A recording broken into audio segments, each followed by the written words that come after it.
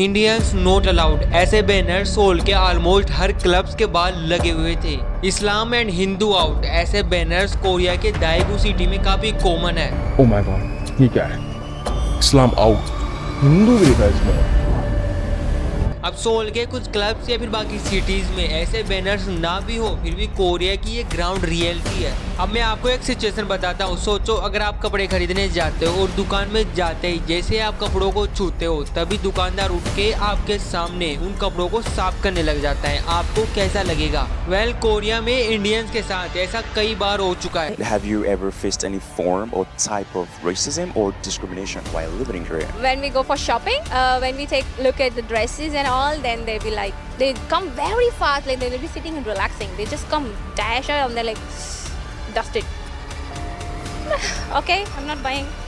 In fact India ही क्या, South Korea में 10 में से 7 फॉरेनर्स ये कहते हैं कि उनके साथ साउथ कोरिया में कभी ना कभी रेसिज्म जरूर हुआ है। एक्चुअली बात ऐसी है कि ब्रिटिशर्स के बाद अब साउथ कोरियंस इंडियंस को अनटचेबल और इन्फीरियर मानने लग गए। सेम कॉलोनियल हिस्टोरिक बैकग्राउंड और हमसे भी छोटी इकोनॉमी होने के बाद भी जानते हो कोरियन हमें क्यों हेट करते हैं? वेल, सिर्फ दो ऐसे बहुत ही सुपरफिशियल रीजंस की वजह से जिन्हें सुनकर आपको ऐसा लगेगा कि कोरियंस की सोच, इतने एजुकेटेड कंट्री की सोच इतनी छोटी हो सकती है।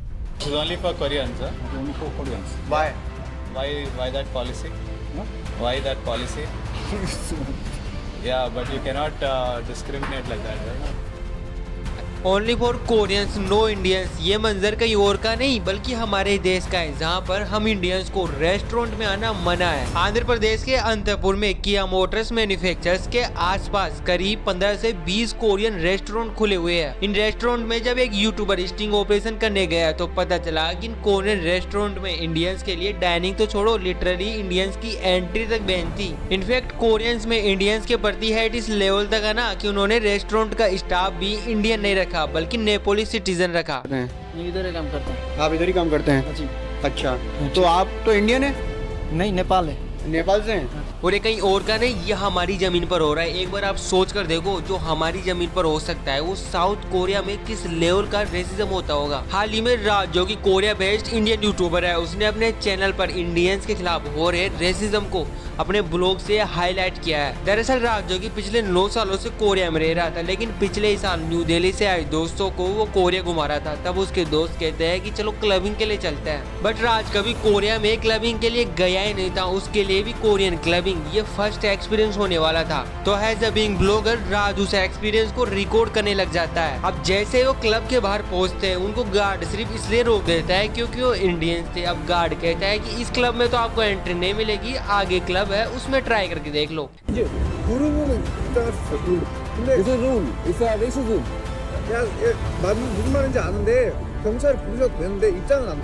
लेकिन अगले क्लब में उनकी इससे भी ज्यादा इंसल्ट होती है। वहाँ का गार्ड उनको ऐसे ऐसे करके वहाँ से भगा देता है।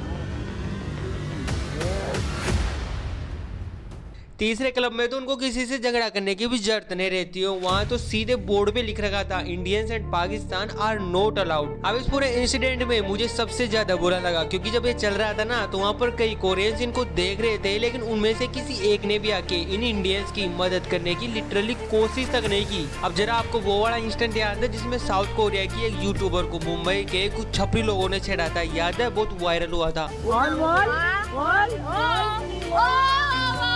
तब उसको बचाने कौन आया था? एक इंडियन लड़का ही तो आया था लास्ट में।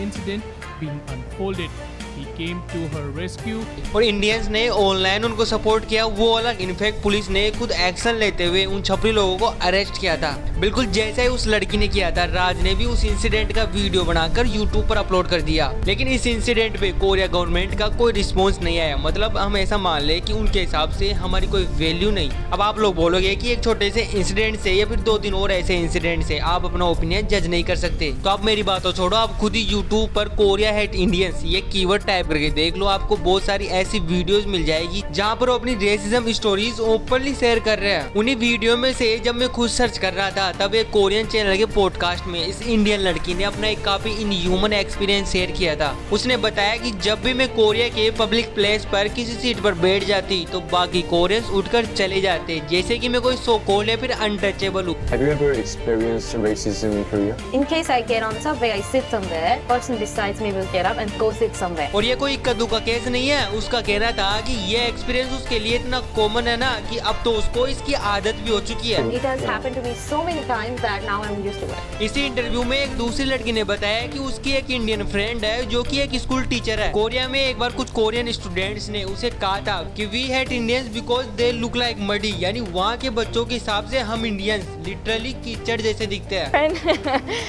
She's a teacher and she was teaching and they were talking about India, I guess. Small kids and they were like, oh, we don't like Indian people. They look like muddy. अब सिर्फ आप सोच कर देखो, अगर वहाँ के बच्चे हमारे बारे में ऐसा बोल सकते हैं, मतलब इस सोसाइटी में ये रेसिज्म इस हद तक पेनिट्रेट हो चुका है। अब देखो ये जो रेसिज्म पूरा स्टेम हो रहा है ना, इनके पीछे का रीजन बहुत इंटरेस्टिंग है। देखो बात ऐसी है कि साउथ कोरिया जो कि दुनिया की 5th मोस्ट लिटरेट कंट्री है, उन्होंने अपने ब्यूटी स्टैंडर्ड्स का डेफिनेशन इतना रिजिड कर लिया है ना कि यूरोपियन और इंडियंस तो छोड़ ही दो, खुद कोरियंस तक इस ब्यूटी स्टैंडर्ड में फिट नहीं हो पाते हैं। कोरिया में अगर आपको जॉब चाहिए तो प्लास्टिक सर्जरी कराना जरूरी है। ये मैं नहीं कह रहा, कोरिया की गवर्नमेंट खुद ओपनली सपोर्ट कर रही है। और इसलिए ये हेड सिर्फ इंडियंस तक ही सीमित नहीं है, ये रेसिज्म काफी हद तक वहाँ के फॉरेनर्स के लिए भी इन जनरल होता है। एक एग्जांपल देता हूँ निक्की किम का, जो कि एक एंग्लो कोरियन है। वो अपनी ग्रेजुएशन कंप्लीट करके इंग्लैंड से कोरिया सेटल होने आई थी। अब क्योंकि इसे यहाँ पर सेटल होना था तो जॉब इंटरव्यू के लिए अप्लाई कर देती है और कोरियन नॉर्म के मुताबिक अपने रेज्यूमे के साथ साथ अपनी एक नॉर्मल सी फोटो भी शेयर कर देती है। अब देखना जिस दिन किम कंपनी में इंटरव्यू देने पहुंचती है तो उस इंटरव्यू के बाद से वो लिटरली शॉक हो जाती है, क्योंकि वहां पहुंचकर इंटरव्यू लेना तो दूर, कंपनी ने उसे अपफ्रंट रिजेक्ट कर दिया। क्यों जानते हो? उसको रीजन दिया गया, you don't look like this photo. इसके बाद किम को इतने सारे रिजेक्शन मिले ना कि वो थक हार के फाइनली इंग्लैंड वापस लौट गई।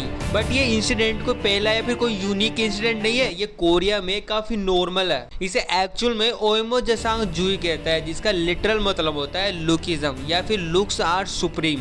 बेसिकली जैसे इंडिया में आपको सिर्फ रेज्यूमे देना होता है, लेकिन कोरिया में रेज्यूमे के साथ साथ कैंडिडेट का लुक्स भी काफी मैटर करता है। और ऐसा वहाँ एक दो कंपनी नहीं, बेसिकली हर कंपनी करती है। एक सर्वे किया गया है जिसमें कोरिया के लगभग 900 बिजनेस को सर्वे किया गया था। बाय द वे इसमें गवर्नमेंट ऑफिस भी शामिल थे। उन 900 में से 60% बिजनेस में रेज्यूमे के साथ साथ फोटो सबमिट करना जरूरी था और आगे चलकर कैंडिडेट का सिलेक्शन एक्चुअल में लुक्स पर ही डिपेंड करता था। इसलिए आपने कोरियंस को देखा होगा कि वो अपने ब्यूटी चैनल्स को लेकर इवन वेस्टर्न फॉरेनर्स को भी डिस्क्रिमिनेट करते हैं, और सिर्फ लुक और कलर के लिए नहीं, वहाँ पे लैंग्वेज और रीजन भी डिस्क्रिमिनेशन होता है। But you always feel different.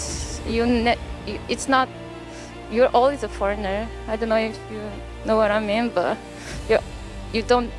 100% you don't fit in. अब ऐसा है कि उनकी सरकार ने डिस्क्रिमिनेशन रोकने के लिए कोशिश नहीं की थी, लेकिन प्रॉब्लम यह है कि जब भी वो ऐसा करने की कोशिश करते तो उनकी सरकार ही खतरे में आ जाती। एक्चुअली 2016 में एंटी डिस्क्रिमिनेशन बिल ऐसा एक लॉ लाने की वहाँ के एक एमपी ने कोशिश की थी। इनफैक्ट ये बिल उस वक्त वहाँ के लेजिस्लेटिव कमेटी के पास भी पहुंच चुका था, पर गवर्नमेंट को इसे खारिज करना पड़ गया क्योंकि कई बड़े बड़े बिजनेसमैन, ट्रेड ग्रुप्स और कोरिया एम्प्लॉइज फेडरेशन ने इसका कड़ा विरोध किया, जिसके चलते सरकार ने लास्ट में इस बिल को खारिज कर दिया। अब देखो सरकार उनकी क्यों नहीं सुनेगी, क्योंकि आखिर में पार्टी फंड तो उन्हीं कंपनियों से आता है ना। और देखो इसमें सरकार की भी कोई गलती नहीं है, क्योंकि इसमें जो लुकिज्म का जो कॉन्सेप्ट है ना, वो कोरियन सोसाइटी में काफी डीपली पेनिट्रेट हो चुका है। उनका माइंडसेट ही कुछ ऐसा हो गया है ना। आप इस बात से अंदाजा लगा सकते हो कि वहाँ के बच्चों को ग्रेजुएशन गिफ्ट में क्या मिलता है, प्लास्टिक सर्जरी। और ये मैं हवा में नहीं बोल रहा, उनकी गवर्नमेंट मेडिकल टूरिज्म की वेबसाइट प्राउडली ये बात कहती है। एंड इन जनरल भी आप देखोगे ना तो बहुत से ऐसे वीडियोस मिल जाएंगे जहाँ पर कोरियंस खुद एक्सेप्ट कर रहे हैं कि उनकी कंट्री में लुकिज्म काफी ज्यादा कॉमन है। Lookism. Koreans madly care about their appearance. This is why Koreans take plastic surgery a lot. अब जहाँ पर लुक इतना ज्यादा डिमांड में है तो बेचने वाले थोड़ी चुप बैठेंगे। इसलिए आपने देखा होगा metro station, bus station, buildings की छत के ऊपर हर जगह सिर्फ आपको प्लास्टिक सर्जरी के एड ही दिखेंगे, वो भी भर भर के। अब तक तो हम इन जनरल हेट और रेसिज्म की बातें कर रहे थे, लेकिन इंडियंस के लिए इनका हेट नेक्स्ट लेवल पर है। अब ऐसा क्यों है? इसके पीछे दो रीजन है। जैसे मैंने बताया कि कोरियंस काफी ज्यादा पढ़े लिखे हैं, उनकी लिटरेसी रेट 9.8% है, पर क्या फायदा उनके यूथ का अनएम्प्लॉयमेंट जानते हो कितना है? 20%, जिसमें एक्चुअल में इनके खुद के माइंडसेट का बहुत बड़ा रोल है। मतलब आप ही देखो इंडिया, यूएस और यूरोप में पढ़े लिखे लोग नहीं है क्या, वो छोटी मोटी जॉब नहीं करते, लेकिन this is not the case in Korea. And Korean industrial and farming sectors में बहुत ही heavy shortage of worker face हो रहे हैं। मतलब आप सोच कर देखो वहाँ की सिचुएशन इतनी खराब हो चुकी है ना कि कोरियन सरकार को बाहर से वर्कर्स इंपोर्ट कराने पड़ रहे हैं, बस इसलिए क्योंकि वहाँ का यूथ पढ़े लिखे होने की वजह से छोटा मोटा जॉब नहीं करना चाहता। सो आप समझ गए होगे। अब देखो अब तक तो आपको यही लग रहा था था कि इंडियंस वहाँ पर पढ़ लिख कर मोस्टली आईटी जॉब के लिए जाते हैं, पर ये सिर्फ वन साइड स्टोरी है। असल में बहुत सारे ऐसे इंडियंस हैं जो वहाँ पे कई छोटी छोटी जॉब्स करते हैं। जैसे हमारे इंडियंस कोरियन शिप्स पर सिर्फ फेदर्स भी होते हैं। इनफैक्ट अभी चल रहे लेबर शॉर्टेज के लिए कोरियन गवर्नमेंट ने इंडिया से एक पैक्ट भी साइन करवाया है ताकि उनके agriculture, manufacturing, construction, meat transportation जैसे बहुत सारे सेक्टर्स में वर्कर्स की कमी ना हो। अब देखो ये रेसिज्म इंडियंस के खिलाफ इतना ज्यादा क्यों है, क्योंकि कोरियंस की मेंटेलिटी ये है कि इंडियंस हमारे यहाँ छोटी मोटी जॉब करते हैं। और दूसरा रीजन तो यहाँ बहुत ही कॉमन है, अरे वही स्किन कलर, व्हाइट स्किन, इसलिए ये भी एक बहुत ही इंपॉर्टेंट रीजन है और ऐसा खुद कोरियंस ने कहा है। दरअसल कोरिया में एक इंटरेस्टिंग सर्वे हुआ था जिसके अंदर खुद कोरियंस ओपनली एक्सेप्ट कर रहे थे कि हम इंडियंस को अनसेफ और ओल्ड फैशन समझते हैं, लेकिन एक्चुअल में पता है प्रॉब्लम क्या है, ये कोरियंस हम इंडियंस के बारे में कुछ जानते ही नहीं है। इसमें इनकी भी गलती नहीं है। अब देखो कोरिया में सिर्फ 12,000 इंडियंस ही रहते हैं और टूरिस्ट भी करीब हर साल 1 लाख लोग ही जाते हैं, जिनसे इंडियन कल्चर के बारे में इनको बहुत ही कम पता लगता है। और रही बात इंडियन गवर्नमेंट की, तो हमारा देश और कोरिया डिप्लोमेटिक टाइज भी काफी लेट 1973 के आसपास ही हुआ था, यानी करीब आजादी से 30 साल बाद। इनफैक्ट इससे पहले उनके प्राइम मिनिस्टर हमारे देश को दुश्मन समझते थे। उन्हें लगता था कि हम कम्युनिस्ट आइडियोलॉजी को सपोर्ट करने वाले देश हैं, क्योंकि हम रशिया के एक एलाय थे और साउथ कोरिया यूएस का एलाय था जो कि एक कैपिटलिस्ट कंट्री था। मैं आपको सिर्फ दोनों साइड का पर्सपेक्टिव बताने की कोशिश कर रहा हूँ। एंड ये वीडियो बनाने का मेरा बिल्कुल भी ये कहने का मतलब नहीं है कि कोरियंस को हमें अब से हेट करना शुरू कर देना चाहिए और उनके कल्चर को, के पॉप, के ड्रामा को हमें बायकॉट कर देना चाहिए, ऐसा मैं बिल्कुल भी नहीं कह रहा हूँ। इनफैक्ट हमारा तो कल्चर ही अतिथि देवो भव का है। बस मैं ये कह रहा हूँ कि इट्स हाई टाइम कि हम इंडियंस ये समझ जाए कि दूसरे देशों की रिस्पेक्ट करना, उनके कल्चर को फॉलो करना, उनसे अच्छी रिस्पेक्ट उठाना, ये बिल्कुल ही अच्छी बात है, लेकिन एक दूसरे देश की इज्जत करते वक्त हमें अपनी रिस्पेक्ट नहीं खोनी है। आपके हिसाब से हमें के पॉप, के ड्रामा को बायकॉट करना शुरू कर देना चाहिए या आपके हिसाब से नहीं करना चाहिए? आपका जो भी ओपिनियन है कमेंट सेक्शन में शेयर जरूर करना। वैसे अगर आपको सोशल इश्यूज पे वीडियो देखना पसंद है तो हमारा चैनल फॉलो करो। तब तक के लिए नमस्ते।